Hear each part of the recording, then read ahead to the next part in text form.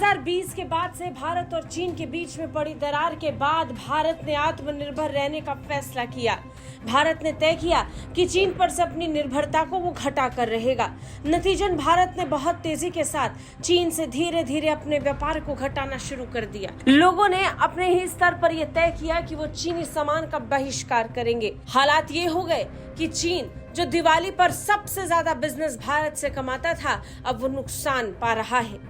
एक बार फिर एक और दिवाली चीन के लिए नुकसान भरी साबित हुई।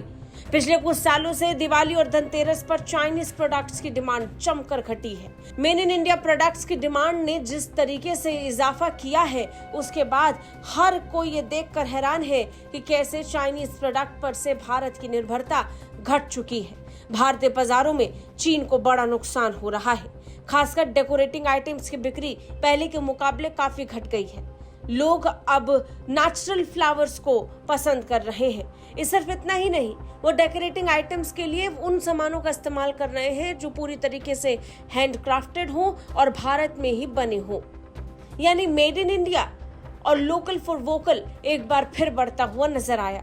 डिमांड कम होने से आयात कम हो रहा है, जिससे घरेलू सामान की बिक्री बढ़ चुकी है। बता दें, प्रधानमंत्री नरेंद्र मोदी भी वोकल फॉर लोकल पर कई बार जोर देते हुए नजर आए हैं और अब इस अभियान को और तेजी के साथ बढ़ता हुआ इस बार की दिवाली में भी देखने को मिला।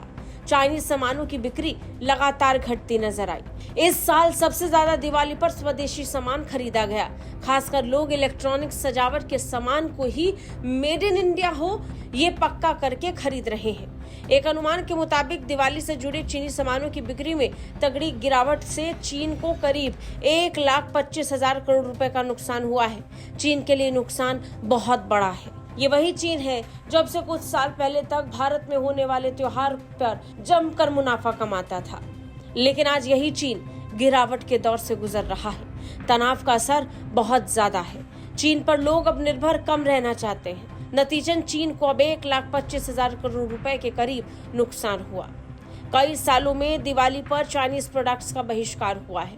कुम्हारों से मिट्टी के दिए लिए जा रहे हैं। सजावट का सामान खरीदकर लोग लोकल फॉर वोकल अभियान से जुड़ने की कोशिश कर रहे हैं और भारत में ही बने सामान का इस्तेमाल कर। हालांकि देश भर में यही प्रयास रहा है कि लोग ज्यादा से ज्यादा भारत में बना हुआ सामान इस्तेमाल करें, जो इस बार काफी सफल होता हुआ नजर आया। हाल ही में confederation of all India traders, जो व्यापारियों का संगठन है, उसने व्यापारियों से अपील की कि वो लोकल प्रोडक्ट्स को बढ़ावा दें और वो देखने को मिला।